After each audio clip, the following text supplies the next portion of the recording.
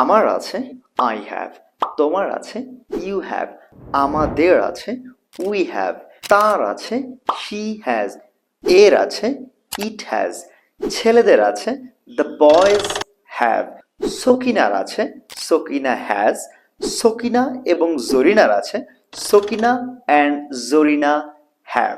তাদের অনেক টাকা আছে, they have a lot of money. সকিনার অনেক গহনা আছে, সকিনা হ্যাজ মেনি অর্নামেন্টস। আমাদের একটা ফলের বাগান আছে, উই হ্যাভ অ্যান অর্চার্ড। বাংলাদেশের আছে বাংলাদেশ হ্যাজ, বাংলাদেশের একটা শান্ত আছে, বাংলাদেশ হ্যাজ আ শান্ত।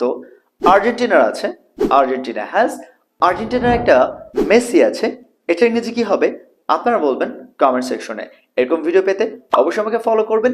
অনলাইনে ইংরেজি শিখতে চাইলে নিচে দেওয়া নাম্বারটিতে কল করতে পারেন।